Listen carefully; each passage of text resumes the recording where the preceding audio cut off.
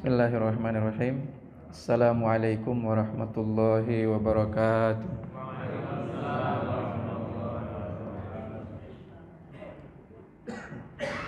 Alhamdulillahilladzi an'ama alaina bi ni'matil imani wal islam wa allafa baina qulubina fa asbahna bi ni'matihi ikhwana. Asyhadu an la ilaha illallah wahdahu la syarikalah wa asyhadu anna nabiyyana Muhammadan abduhu wa rasuluhu alladzi la nabiyya ba'dah fa innahu qad addal amanah wa ballaghar risalah wa nasahal ummah wa jahada fi sabilihi haqqa jihadih hatta tarakana 'alal mahajjatil bayda lailuha kanahariha la yazighu anha illa halik. Allahumma 'allimna bima yanfa'una wanfa'na bima 'allamtana wa zidna ilma. Allahumma inna nas'aluka ilman nafi'a wa rizqan thayyiba wa amalan salihan mutaqabbala. Allahumma amin. Sehat semuanya? Alhamdulillah. Berapa hari lagi Ramadannya berarti? 4 hari lagi ya. Ini sekarang udah sepakat, nggak ada perbedaan pendapat lagi. Ya udah dekat.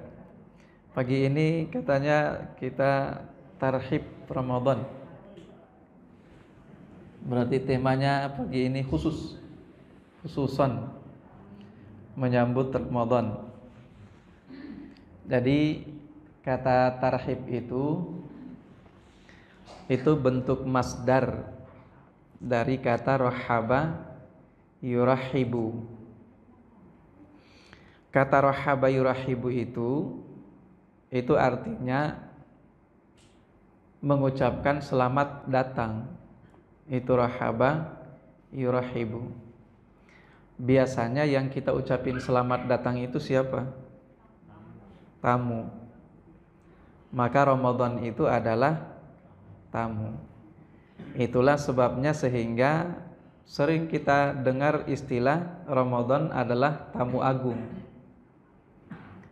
Kenapa dia diistilahkan tamu? Karena dia nggak netap. Kalau dia netap, ya tuan rumah. Tapi karena nggak netap, maka dia adalah tamu. Datang bertamunya juga cuma 1 tahun sekali. Tapi ini tamunya bukan tamu yang kayak kita manusia. Kalau kita mah datang namu bawa apa? Enggak bawa apa-apa.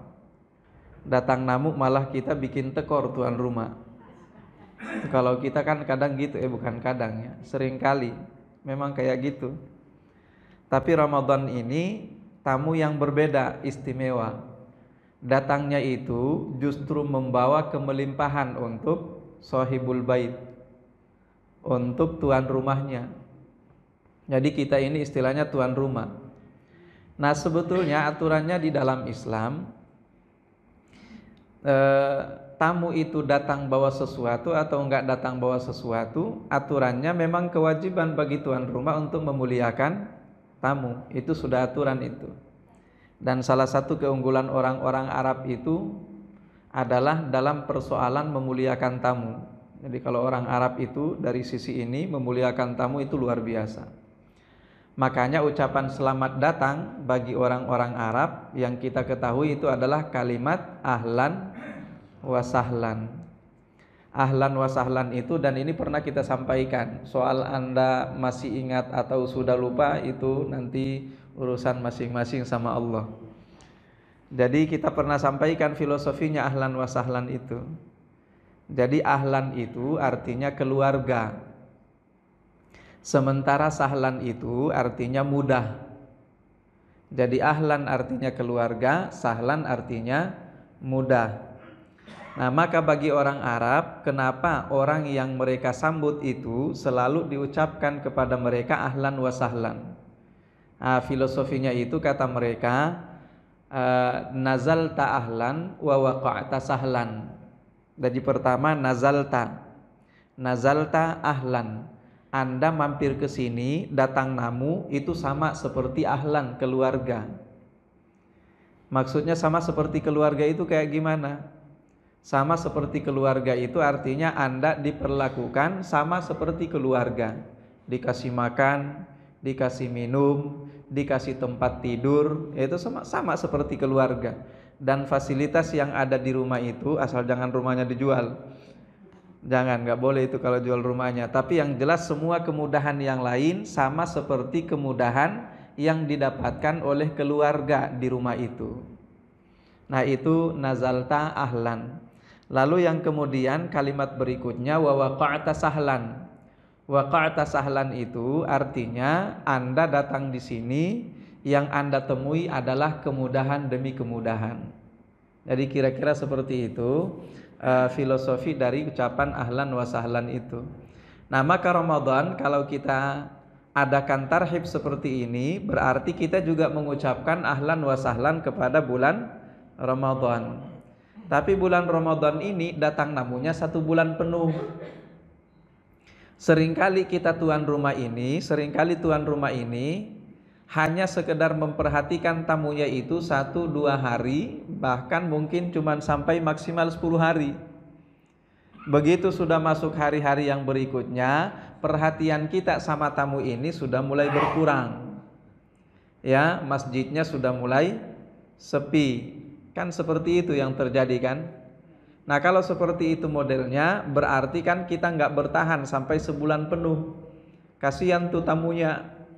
Kasihan tamunya dicuekin setelah itu kan. Nah kira-kira itu yang harus kita perbaiki terlebih dahulu, cara pandang kita terhadap bulan Ramadan sebagai tamu agung yang hadir di tengah-tengah kita.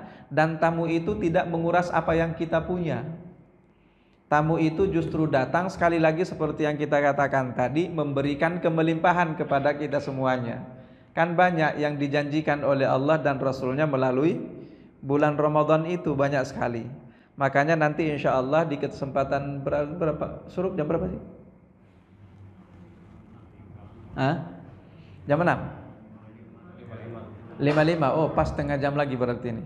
Ya pas setengah jam lagi insya Allah akan kita coba untuk bahas, tapi secara global saja, ayat-ayat terkait dengan bulan suci Ramadan itu dan kewajiban berpuasa serta amal soleh yang ada di dalamnya. Dan itu dituangkan oleh Allah di dalam surah Al-Baqarah yang dimulai dari ayat 183 sampai, ya makasih Pak, sampai ayat, belum puasa ini ya? Belum puasa kan? Minum dulu.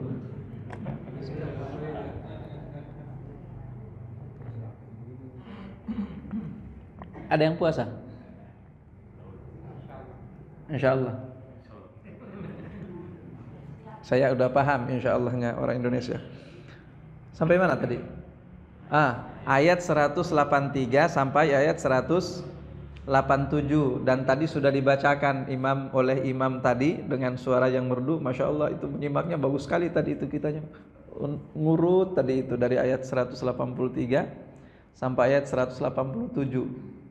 Cuma ayat 187-nya tadi dibaca di rakaat ke-2 ya, ayat 187-nya. Nah itu yang akan kita bahas insya Allah pagi ini. Tapi kalau kita bahas secara rinci ya itu terlalu panjang, panjang sekali. Nah kita akan mulai dulu pertama dari ayat yang ke-183. Dan sejarah daripada diwajibkannya puasa bulan Ramadan bagi kita umat muslim ini itu terjadi di tahun kedua Hijriyah. Di tahun kedua Hijriyah di bulan Sya'ban. Jadi di bulan Sya'ban itu turun perintah itu ya. Ayat-ayat ini turunnya di bulan Sya'ban itu. Ya ayyuhalladzina amanu kutiba alaikumusiyam kama kutiba alal ladzina min qablikum la'allakum tattaqun, itu turunnya di bulan Sya'ban. Berarti kalau bulan Sya'ban berapa lama lagi Ramadan? Ramadan 1 bulan lagi. Cuman kemudian para ulama mengatakan bahwa ini ayat turun 1 bulan sebelum Ramadan untuk memberikan pemahaman kepada kaum muslimin terkait dengan apa yang berlaku di bulan Ramadan itu. Tapi sebetulnya kalau terkait dengan puasa secara umum itu sudah ada sebelumnya. Mereka memang sudah puasa sebelumnya, cuman yang turun di bulan Sya'ban tadi itu tahun kedua Hijriah itu khusus kewajiban kita berpuasa yang kemudian disebutkan oleh Allah di ayat ke-184 tadi itu ayyaman ma'dudat. Itu cuman hari-hari yang terhitung, hari-hari yang berbilang, yaitu 1 bulan full penuh di bulan suci Ramadan itu. Tapi kalau puasa sudah ada sebelumnya. Maka sekarang kita akan mulai dulu dari ayat yang ke 183. Di situ Allah membuka firman-Nya dengan mengatakan, ya ayyuhalladzina amanu, wahai orang-orang beriman. Allah lanjutkan, kutiba alaikumus syiyam. Para mufassirin mengatakan bahwa ketika ada kalimat di dalam Al-Qur'an yang berbunyi ya ayyuhalladzina amanu, maka selanjutnya itu akan ada 2 kemungkinan. Kemungkinan pertama ya'ti al-amru, yang akan datang adalah perintah. Kemungkinan yang kedua ya'ti an-nahyu, akan ada larangan.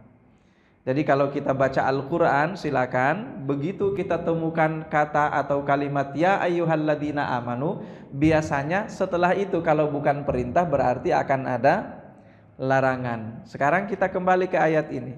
Ya ayyuhalladzina amanu. Kemudian Allah lanjutkan kutiba alaikumus syiyam. Berarti perintah atau larangan?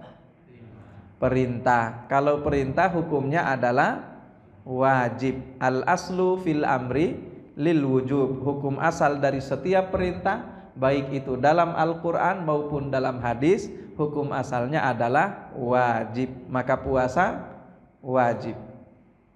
Ya ayyuhalladzina amanu kutiba alaikumus syiyam, diwajibkan atas kalian berpuasa. Lalu Allah lanjutkan, kama kutiba alal ladzina min qablikum, sebagaimana Allah sudah wajibkan atau sebagaimana telah diwajibkan kepada orang-orang sebelum kalian. Lalu Allah tutup firman-Nya dengan mengatakan la'allakum tattaqun. Fokus yang ingin saya jadikan sebagai pembahasan di sini melalui ayat ini, karena kalau yang lain-lain kan sudah sering dibahas. Apalagi jelang Ramadan seperti ini, bukan pada momentum tarhib Ramadan saja, tapi jauh-jauh hari sebelumnya biasanya para ustadz sudah bahas tentang bulan suci Ramadan itu. Jadi yang akan saya jadikan sebagai fokus adalah kalimat yang mengatakan kama kutiba 'alal ladzina min qablikum la'allakum tattaqun, sebagaimana Allah wajibkan kepada orang-orang sebelum kalian. Lalu Allah tutup la'allakum tattaqun, semoga kalian bertakwa. Ini artinya efek daripada kewajiban berpuasa, efeknya disampaikan oleh Allah di ujung ayat dengan mengatakan la'allakum tattaqun. Itu efeknya. Atau kalau lebih sederhananya itu hasilnya. Jadi hasilnya itu adalah takwa. Maka melalui bulan suci Ramadan atau melalui puasa itu diharapkan oleh Allah akan lahir hamba-hamba yang bertakwa. Nah, sekarang pertanyaannya, apakah kemudian hasil ini hanya berlaku pada puasa yang dilakoni oleh kita umat Muhammad sallallahu alaihi wasallam, atau hasil itu sudah ada dan terbukti pada umat-umat sebelum kita? Jawabannya hasilnya sudah terbukti pada umat-umat sebelum kita. Makanya Allah katakan di situ, kama kutiba 'alal ladzina min qablikum. Ini sudah diwajibkan oleh Allah kepada umat-umat sebelum kalian. Maka Allah kemudian jelaskan la'allakum tattaqun, semoga dengan kewajiban ini kalian bertakwa. Itu artinya ada isyarat di sini bahwa ketika dulu Allah wajibkan puasa ini kepada umat-umat terdahulu, ternyata benar hasilnya mereka jadi hamba-hamba yang bertakwa. Jadi kalau dalam penelitian ilmiah itu kurang lebih ini teori yang sudah ada, lalu kemudian dibuktikan kembali melalui kewajiban puasa di bulan suci Ramadan. Nah itu hasilnya masih positif apa enggak? Bahwa dengan puasa itu mereka akan jadi manusia-manusia itu akan jadi bertakwa, karena ini sudah terjadi. Di umat-umat sebelumnya mereka takwa itu lebih banyak dihasilkan ketakwaan itu melalui kewajiban berpuasa. Makanya dulu zamannya Nabi Daud itu puasanya luar biasa. Puasanya zaman Nabi Daud itu kan 1 hari puasa, 1 hari tidak. Belum lagi kalau ngitung imsaknya, kan seperti itu kan. Belum kalau hitung imsaknya. Nanti akan kita lihat di ayat yang ke-187, di mana di ayat ke-187 itu ayat yang menjelaskan tentang perubahan jadwal imsak. Perubahan jadwal imsak. Wa kulu washrabu hatta yatabayyana lakumul khaytul abyadu minal khaytil aswadi minal fajr. Itu perubahan jadwal imsak tuh. Karena jadwal imsak sebelumnya itu tidak di situ. Jadwal imsak sebelumnya itu ada 2 pendapat para ulama. Pertama, ada yang mengatakan jadwal imsak sebelum turun ayat ke-187, jadwal imsaknya itu azan isya. Ini pendapat pertama. Itu pendapat pertama. Ada juga yang mengatakan jadwal imsaknya sebelum turun ayat ini. Nah, ayat ini berarti kan turunnya menyusul.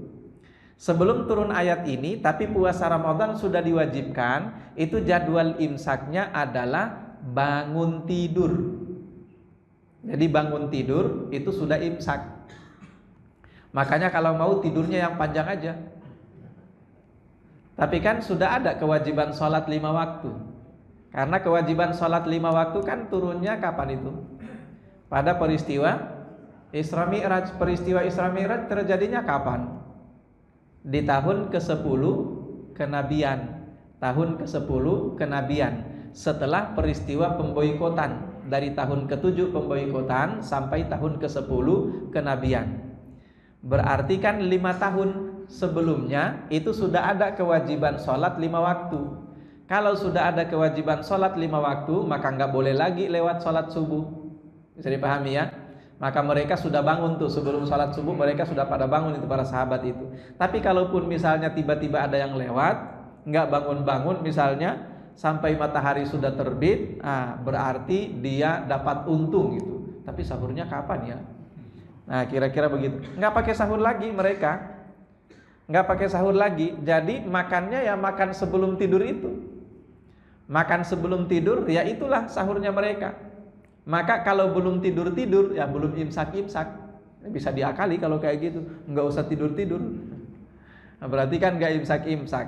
Nah, tapi intinya itu yang terjadi. Maka dirubah jadwal imsaknya, dirubah menjadi wa kulu washrabu hatta yatabayyana lakumul khaytul abyadu minal khaytil aswadi minal fajr. Nah, kita kembali, belum lagi jadwal imsaknya yang begitu panjang tadi itu kan.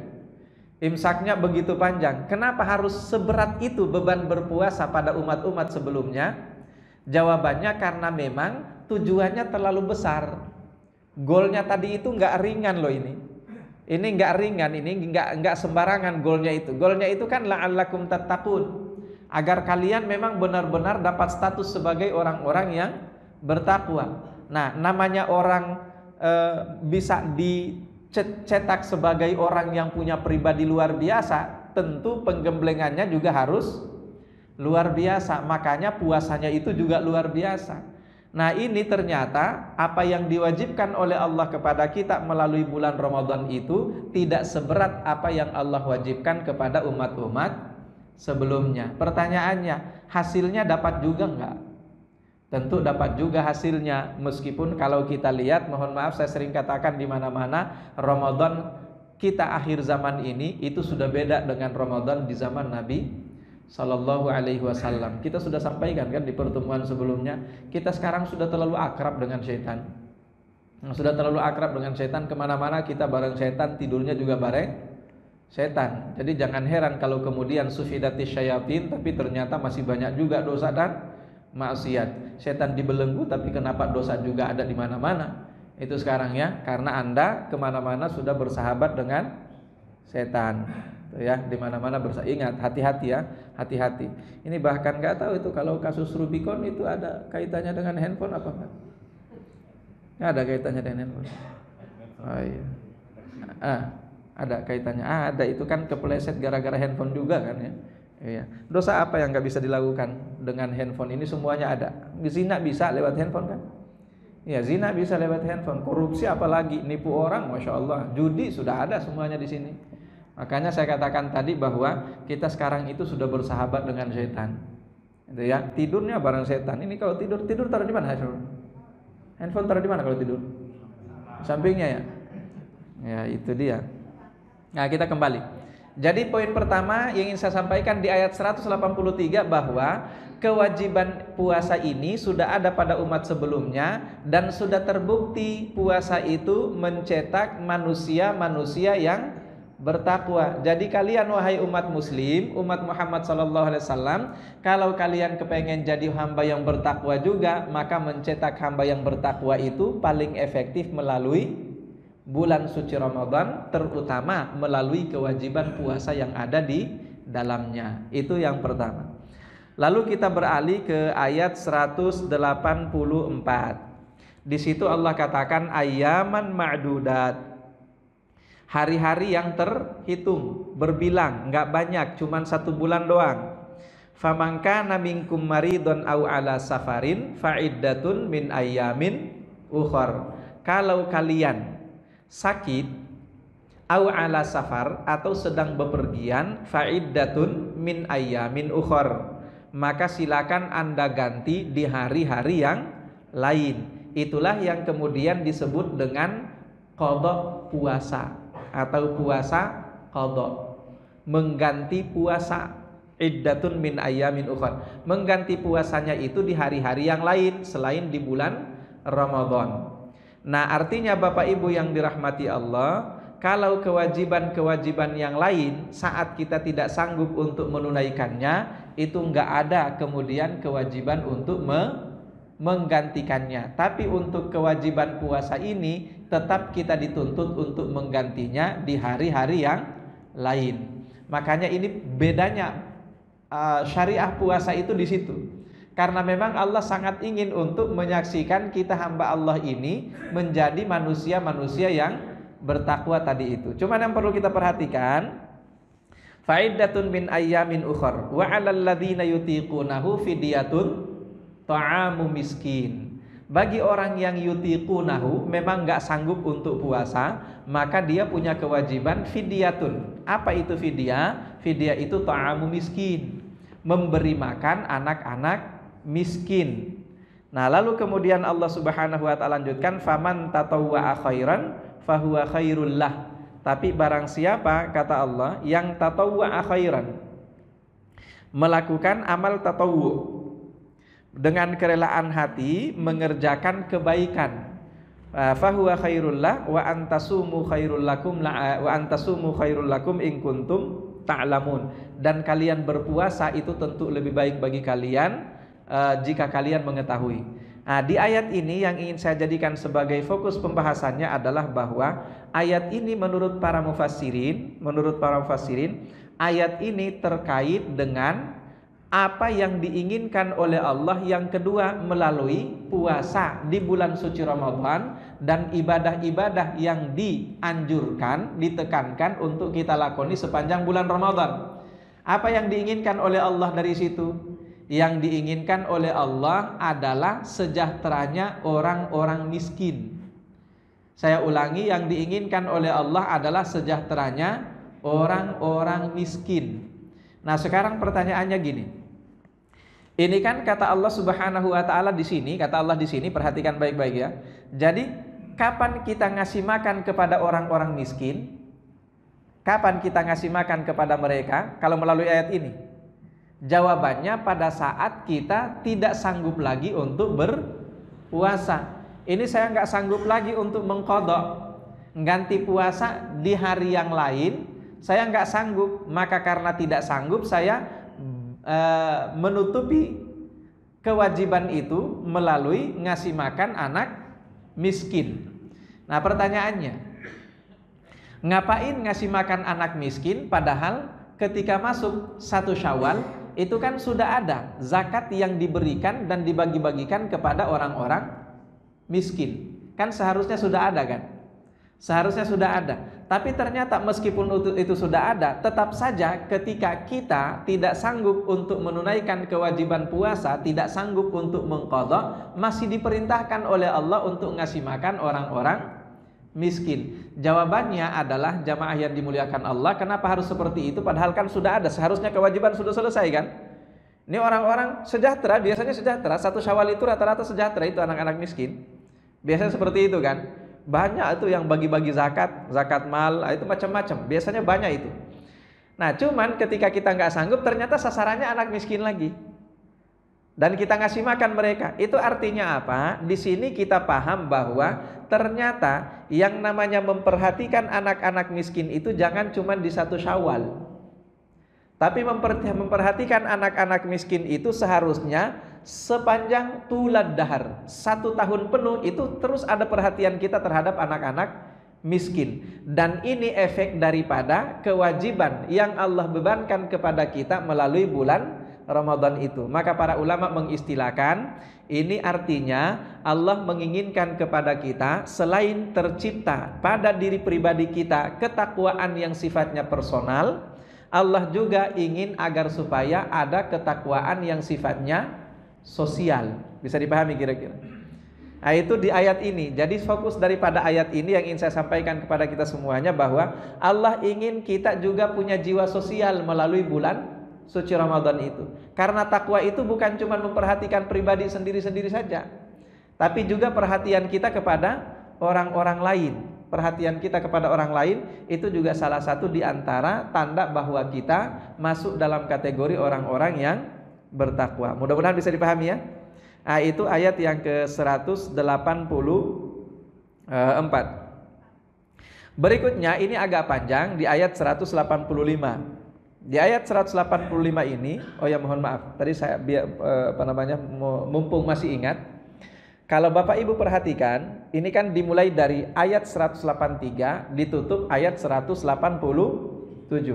Sekarang Bapak Ibu silakan perhatikan ujung ayat 183 dan ujung ayat 187. Sama enggak? Sama itu. Di ujung ayat 183 Allah katakan la'allakum tattaqun. Di ujung ayat 187 Allah juga mengatakan la'allahum yattaqun. Meskipun ini dalam bentuk orang ketiga, sementara di ayat 183 itu dalam bentuk orang kedua, tapi intinya sama.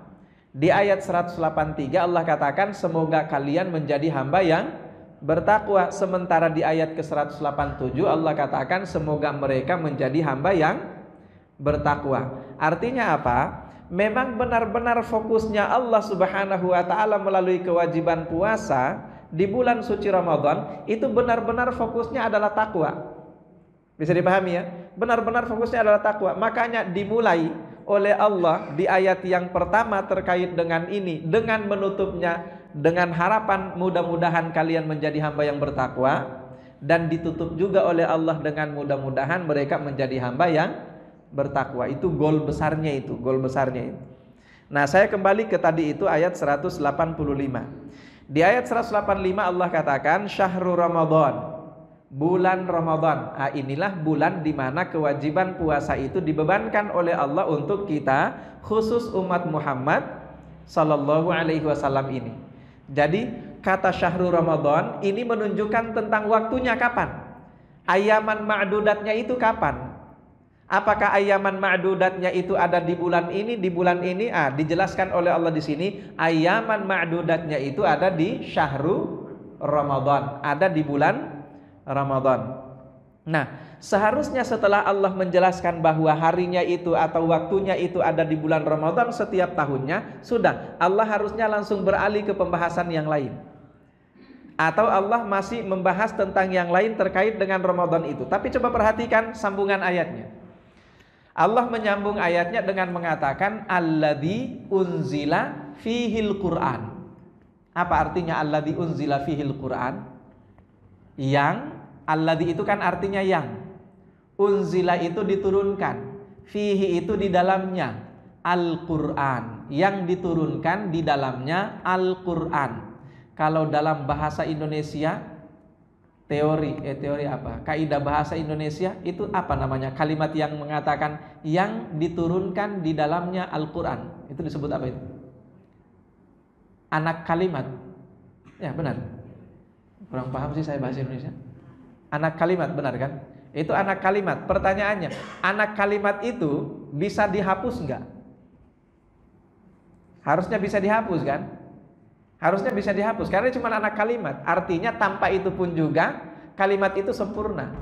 Itu anak kalimat namanya. Kalau di dalam bahasa Arab, dalam ilmu nahwu itu nanti akan disebut sebagai sifat. Dia sebut sebagai sifat, tapi disebut sebagai sifat jumlah namanya. Sifat yang bentuknya adalah kalimat juga. Jadi dia mensifati tentang bulan Ramadan. Namanya sifat itu enggak ada itu juga selesai. Nah, tapi kenapa Allah Subhanahu wa taala memasukkannya di sini seolah-olah ini jalan lagi lurus, kemudian dibelokin dikit. Dibelokin dikit nanti balik lagi ke situ. Bisa dipahami kira-kira? Jadi beloknya itu adalah alladzi unzila fihil Qur'an. Kalau dalam format kalimat, baik itu dalam bahasa Arab atau dalam bahasa Indonesia, sekali lagi ini dihapus juga bisa. Tapi seperti sudah sering kita ulang-ulangi terkait dengan apa yang Allah pakai dan apa yang Allah sebutkan dalam Al-Quran, atau kosakata apa yang Rasulullah gunakan dan Rasulullah sebutkan dalam hadis-hadisnya, itu nggak ada yang kebetulan. Kenapa Allah harus menjelaskan tentang sifatnya ini? Alladzi unzila fihil Qur'an, di mana di situ diturunkan Al-Quran. Lebih dalam lagi, Allah lebih dalam lagi melencengnya. Mohon maaf, bukan melenceng, jangan diartikan negatif ya. Maksudnya kalimatnya itu lebih jauh lagi beloknya. Jadi sudah Allah katakan unzila fihil Qur'an, ini kan fokusnya syahrul Ramadan. Dibelokin dikit kalimatnya unzila fihil Qur'an, diturunkan di dalamnya Al-Qur'an. Lalu lebih jauh lagi Allah katakan hudal linnas wa bayyinatin minal huda wal furqan. Itu lebih jauh lagi. Sekarang pertanyaannya, kalimat hudal linnas wa bayyinatin minal huda wal furqan ini mensifati tentang Ramadan atau mensifati tentang Al-Qur'an? Mensifati Al-Qur'an kan? Nah, sekarang Bapak Ibu perhatikan. Ini Ramadan disifati dengan Al-Qur'an, lalu Al-Quran masih disifati lagi oleh Allah. Kan makin jauh itu. Makin jauh ya. Makin jauh keluarnya itu kalimat. Meskipun setelah itu kemudian balik lagi. Nah, sekarang pertanyaannya apa? Kenapa harus seperti itu jauh keluar kalimat itu? Jawabannya karena memang itu ada keterkaitannya dengan syahrul Ramadan.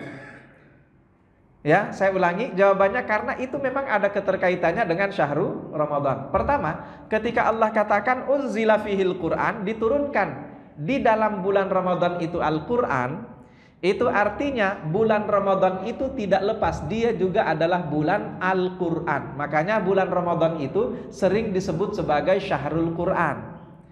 Itulah pula alasannya kenapa sehingga Nabi mencontohkan kepada kita masuk bulan Ramadan itu salah satu ibadah unggulan adalah tilawatul Quran. Maka Bapak Ibu yang dirahmati Allah, ketika masuk bulan Ramadan nanti jangan cuek sama Al-Quran. Makanya Al-Quran itu benar-benar harus akrab dengan kita ketika bulan Ramadan. Maka ketika misalnya tadi itu kita sifati Ramadan itu sebagai tamu, maka salah satu di antara cara kita menjamu tamu itu adalah dengan memperhatikan Al-Quran. Jadi memperhatikan Al-Quran, anggap saja Bapak Ibu yang dirahmati Allah, akrab dengan Al-Quran, anggap saja itu salah satu di antara sekian banyak menu yang kita siapkan untuk menjamu bulan suci Ramadan. Bisa dipahami kira-kira? Nah, maka dari sekarang pasang targetnya Bapak Ibu. Dari sekarang pasang targetnya. Pasang targetnya untuk apa? Tilawatul Quran juga harus ada. Meskipun sebetulnya kalau kita bicara tentang interaksi kita dengan Al-Quran yang diwajibkan oleh Islam itu sangat banyak. Ada membaca, kemudian ada tadabbur isinya, kemudian ada juga mengamalkannya, ada juga menyampaikannya. Tapi khusus untuk bulan Ramadan, kalau bagi kita-kita ini ya, itu fokuslah pada dua hal. Pertama adalah pada membacanya, yang kedua adalah pada mentadabburi isinya. Itu dua hal ini. Kalaupun misalnya Pak Ustadz lebih penting mana sih sebetulnya? Ya kalau pertanyaannya lebih penting mana, ya sama-sama penting. Sama-sama penting. Cuman kan seperti saya juga pernah katakan bahwa kita manusia ini memang sudah diberi keunggulan oleh Allah. Masing-masing kita ini itu sudah diberi keunggulan oleh Allah sendiri-sendiri. Jadi misalnya ada orang yang dikasih keunggulan oleh Allah dari sisi apa? Tilawahnya cakep, bacaan Al-Qur'annya bagus. Udah, fokus di situ. Maksimalkan sisi ini karena Anda punya keunggulan di situ. Ada orang yang dikasih kelebihan oleh Allah untuk apa? Dikasih kelebihan oleh Allah untuk bisa menjelaskan secara detail makna kandungan Al-Quran. Maka bagi orang seperti ini, fokuslah di situ karena itulah kelebihan Anda. Dan inilah jawabannya kenapa sehingga Nabi itu ketika ditanya oleh sahabatnya beda-beda yang nanya, pertanyaannya sama, maka jawaban Nabi juga beda-beda, tergantung siapa yang nanya. Kan seperti itu kan? Nabi pernah ditanya, amalan apa yang paling yang bisa membuat saya masuk surga? Atau amalan apa yang paling afdal? Nabi ketika ditanya oleh seseorang, beliau menjawab, oh amalan yang paling afdal yang bisa menjadikan Anda masuk surga, ada jawaban Nabi yang mengatakan al-jihadu fi sabilillah. Tapi di kesempatan yang lain bukan lagi jihad fi sabilillah, di kesempatan yang lain amitil adha an tariqin nas. Singkirkan semua penghalang yang ada di jalan yang dilewati oleh orang-orang. Beda-beda jawaban Nabi. Kenapa bisa beda-beda jawaban Nabi? Ini adalah isyarat bahwa setiap orang punya keunggulannya sendiri-sendiri. Kalau Anda punya keunggulan tersendiri, fokuslah pada keunggulan Anda. Ya, dengan tidak mengabaikan tentunya adalah kewajiban yang lain, tapi Anda bisa unggulnya di situ. Makanya kita punya amal unggulan itu yang mana? Amal unggulan itu adalah yang memang benar-benar kita dikasih kelebihan oleh Allah di situ. Anda yang dikasih kelebihan oleh Allah dari sisi harta, udah jadikan itu kesempatan untuk punya amal unggulan. Amal unggulan saya adalah apa? Sedekah. Kenapa? Saya dikasih kelebihan oleh Allah dari sisi harta. Mereka yang hafalannya kuat, udah fokus menghafal Al-Quran. Kira-kira seperti itu ya. Nah, saya kembali ke sini. Jadi bahwa bulan suci Ramadan itu salah satu di antara cara kita menjamu dia adalah dengan memperhatikan benar-benar Al-Quran itu. Baik melalui membacanya atau melalui mentadaburi isinya. Nah, selanjutnya pertanyaannya, kenapa harus ada yang kedua tadi itu mentadaburi isinya? Jawabannya ada di lanjutan ayatnya. Hudal linnas wa bayyinatin minal huda wal furqan. Ini ada di sini nih. Hudal linnas. Apa artinya hudan? Petunjuk. Linnas bagi manusia. Lalu selanjutnya wa bayyinatin minal huda. Al-Quran itu juga ada bayyinatin minal huda. Dia sudah jadi petunjuk, tapi Al-Quran itu sendiri menjelaskan tentang petunjuk itu. Makanya kalau kita lihat ketika kita mentafsirkan satu ayat, itu biasanya kita tafsirkan ayat itu dengan ayat yang lain. Bisa dipahami Bapak Ibu? Satu ayat kita tafsirkan dengan ayat yang lain. Kenapa? Karena masing-masing di antara ayat dalam Al-Quran ini itu pada umumnya menjelaskan antara satu dengan yang lainnya. Makanya disebut bayyinatin minal huda. Bisa dipahami ya? Nah, tapi dari sisi mana atau bagaimana caranya kita bisa mendapatkan petunjuk melalui Al-Quran itu? Caranya adalah dengan mentadabburi isinya tadi itu. Maka bulan Ramadan yang paling ditekankan kita untuk melakukan banyak hal terkait dengan Al-Quran itu adalah dua hal tadi, membacanya dan mentadaburi isinya. Membacanya itu nanti akan ada efek di dalam jiwa kita. Membacanya itu kan efeknya ada dalam jiwa kita. Efeknya apa dalam jiwa kita? Wa nunazzilu minal Qur'an ma huwa syifa wa rahmatul lil mu'minin. Efeknya bagi jiwa kita adalah syifa, obat bagi jiwa dan rahmat bagi orang-orang beriman. Itu efeknya. Lalu kemudian kenapa harus mentadabburinya? Tadabbur ini adalah petunjuk. Jadi kalau tadi itu membacanya efeknya adalah membersihkan jiwa kita, maka mentadabburinya itu efeknya adalah memberikan kita arah perjalanan. Jadi Anda kalau benar, yang benar itu kayak gini, yang kayak gini ini salah, yang benar begini, yang salah begini. Mohon maaf. Tadi malam itu kan rata-rata pawai di mana-mana. Ada pawai juga sih? Nggak ada pawai. Saya sempat melakukan perjalanan dari Utan Kayu itu menuju ke Cipinang dan macetnya minta ampun. Ternyata kenapa macet? Macet gara-gara ada pawai obor. Itu mobil-mobil odong-odongnya turun semua. Pawai ngikutin jalan gede. Mobil kemudian motor yang mau lewat itu sudah berapa kilo panjangnya, nggak bisa lewat. Bayangkan Bapak Ibu yang dirahmati Allah, kalau ada orang yang mau lewat itu lagi sakit. Coba tuh. Ini kayak gini nih pertanyaannya kayak gini. Terus ditulis juga di situ, saya tulis bulan Ramadan kesempatan membersihkan hati. Kesempatan membersihkan hati, apa yang dilakukan ini udah ngotorin hati itu. Pertanyaannya, benar nggak sih kayak gitu-gitu? Nggak benar Bapak Ibu. Jangan sampai di Masjid Al-Muttaqin ini tiba-tiba ngadain pawai, keluar ke jalan gede sampai bikin macet. Itu bukan pahala yang didapat Bapak Ibu, tapi yang didapat adalah dosa yang mengalir. Iya, itu dosa mengalir itu. Nggak boleh sama sekali Anda menghalangi perjalanan orang lain. Nggak boleh. Itu haram itu dalam Islam. Zalim namanya. Ya. Nah, sekarang apa kaitannya dengan ini? Kaitannya dengan apa yang kita bahas itu adalah kenapa harus terjadi seperti ini? Karena fokus kita berislam itu bukan pada mengambil petunjuk dari Al-Quran. Saya yakin orang yang ngelakuin hal-hal semacam ini itu nggak pernah ngaji. Atau kalau ngajinya misalnya datang ngajinya ngaji apa? Ngaji arisan doang. Saya yakin kayak gitu Bapak Ibu. Kenapa? Nggak ada isi kepalanya. Kenapa nggak ada isi kepala? Nggak ngambil hudan dari Al-Quran, nggak ngambil petunjuk dari Al-Quran. Jangan Bapak Ibu yang dirahmati Allah. Ini kalau kita sampaikan seperti ini, boleh jadi ada yang kemudian marah. Boleh jadi ada yang kemudian marah. Tapi ingat Bapak Ibu, kalau marah berarti kan memang benar-benar kotor hatinya. Itu nggak boleh, jalanan itu nggak boleh diganggu. Amal soleh, salah satu di antara amal soleh kata Nabi yang memasukkan seseorang ke surga itu adalah amitil adha antariqin nas, menyingkirkan penghalang apapun, meskipun sedikit itu disingkirkan dari jalan orang-orang yang dilewati oleh orang-orang. Dari jalan yang dilewati oleh orang-orang. Para ulama mengatakan, kalau menyingkirkan semua penghalang dari jalan yang dilewati oleh orang adalah amal soleh yang bisa memasukkan Anda ke surga, maka sebaliknya kalau Anda membuat penghalang apapun dari jalan yang dilewati orang, itu tiket masuk neraka. Tiket masuk neraka itu. Nggak boleh Bapak Ibu yang dirahmati Allah. Tapi sekali lagi, kenapa harus seperti itu? Isi kepala yang kurang. Kenapa harus isi kepala yang kurang? Kenapa bisa isi kepalanya kurang? Jawabannya karena nggak pernah mentadaburi Al-Quran. Kira-kira seperti itu ya. Itu kaitannya di sini Bapak Ibu. Jadi hudal linnas wa bayyinatin minal huda wal furqan. Maka puasa, bulan puasa nanti jangan cuma puasa toh, tapi akrabkan diri kita dengan Al-Quran. Makanya setiap malam itu di bulan Ramadan selalu ada kultum ya.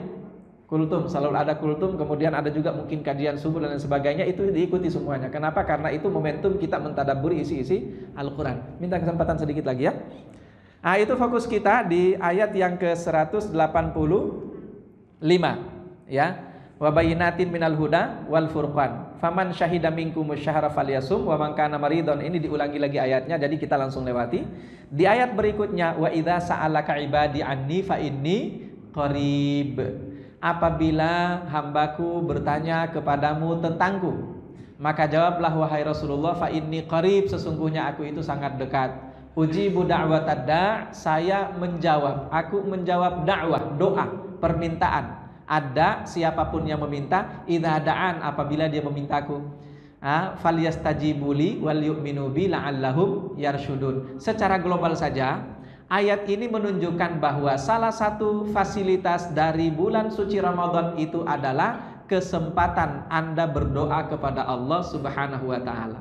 Makanya kan ada hadis kan, doa yang diterima dan tidak ditolak oleh Allah itu adalah doa yang Anda ucapkan ketika berpuasa. Nah, di bulan Ramadan sepanjang sebulan penuh Anda berdoa, Anda berpuasa, artinya kesempatan doa Anda diterima oleh Allah Subhanahu wa taala. Itu salah satu di antara fasilitas yang Allah sediakan melalui bulan Ramadan. Pertanyaannya, kalau tadi bulan Al-Qur'an ada efeknya, sekarang pertanyaannya, bulan Ramadan kan berarti bisa juga kita sebut dengan bulan doa.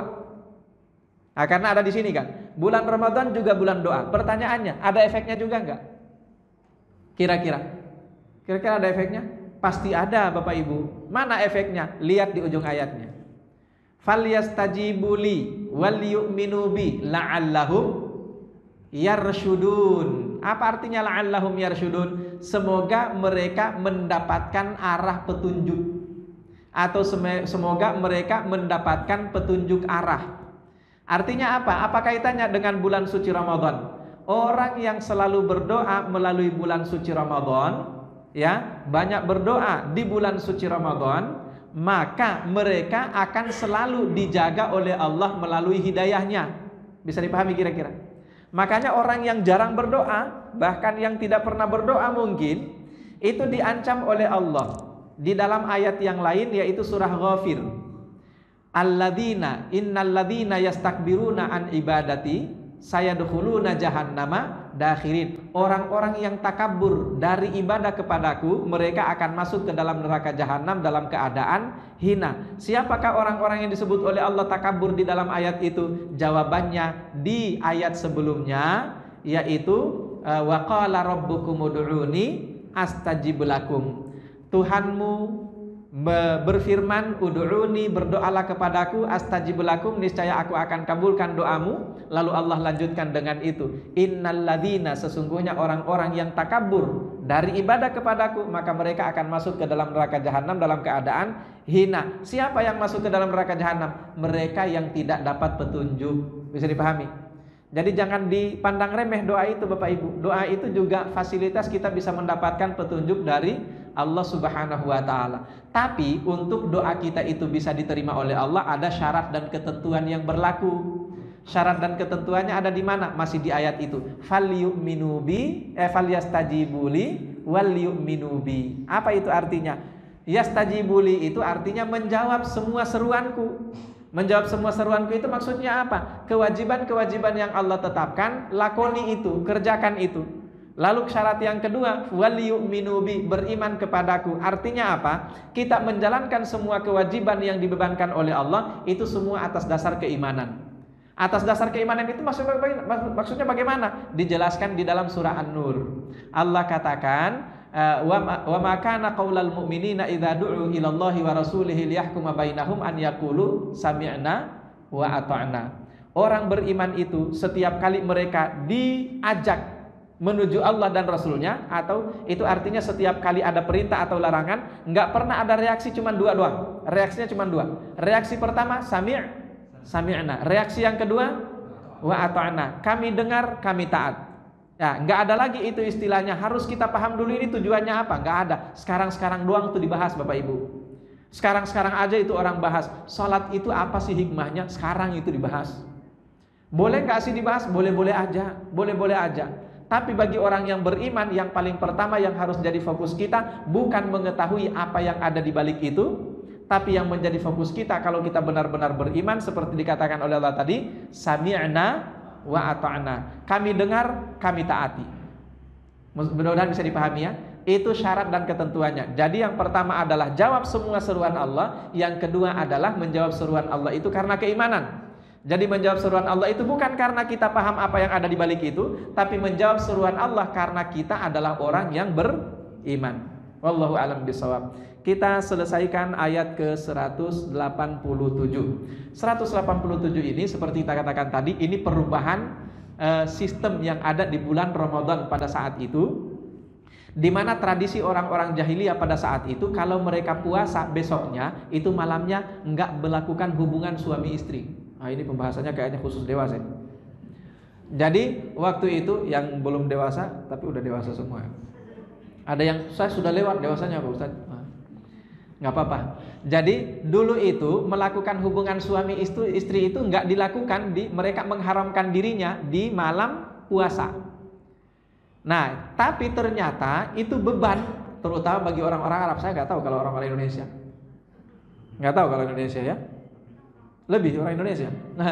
Wallahu a'lam bishawab. Makanya di situ alimallahu annakum kuntum tahtanuna anfusakum. Allah tahu kalian itu tahtanuna anfusakum, mengkhianati jiwa kalian sendiri. Artinya apa? Kepengen tapi kemudian tidak dilampiaskan di malam puasa.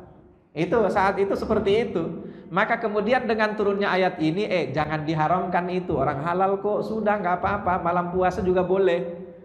Nah pernah dulu ya, ketika saya masih kecil waktu itu saya sempat dapat ajaran tentang itu, bahwa di malam puasa, di bulan puasa itu nggak boleh melakukan hubungan suami istri. Ya Allah, 1 bulan penuh nggak melakukan hubungan suami istri kan? Ya benar Pak itu, jujur aja. Nah seperti itu. Jadi boleh, cuman aturannya Kalau Anda sedang itikaf di masjid, ya ingat, kalau sedang itikaf di masjid itu nggak boleh. Jangan. Kalau sedang itikaf di masjid jangan, nggak boleh. Terus gimana Pak Ustadz? Caranya kalau kepengen, udah pulang dulu ke rumah. Pulang dulu ke rumah, baru kemudian melakukan itu boleh ya. Jadi itu aturannya. Kemudian perubahan aturan yang berikutnya yaitu aturan imsaknya ya. Imsaknya itu wakulu washrabu, makan dan minumlah hatta yatabayyana lakumul khaitul abyadu minal khaitil aswad, sampai jelas perbedaannya antara benang putih dengan benang hitam. Dan itu para ulama mengatakan itu artinya adzan subuh. Itu artinya adzan subuh. Nah, itulah imsak kita kaum muslimin. Ditutup oleh Allah la'allakum tattaqun, semoga kalian bertakwa. Nah, disebutkan lagi goal besarnya oleh Allah, yaitu mudah-mudahan dengan semua itu kalian menjadi hamba yang bertakwa. Wallahu a'lam bishawab. Mudah-mudahan tarhib singkat ini mudah-mudahan bermanfaat bagi kita semuanya. Bekal-bekalnya saya yakin sudah banyak ustadz yang nyampaikan itu. Kalau masih belum puas juga, masih belum cukup juga, silakan buka YouTube Ustadz siapa saja, itu banyak sekali tarhib Ramadan di sana ya. Wallahu a'lam bishawab. Cukup ya? Baik, kita cukupkan dan sama-sama baca hamdalah. Alhamdulillahirabbil alamin. Doa kafaratul majelis. Subhanakallahumma bihamdika asyhadu an la ilaha illa anta astaghfiruka wa atubu ilaik. Assalamualaikum warahmatullahi wabarakatuh.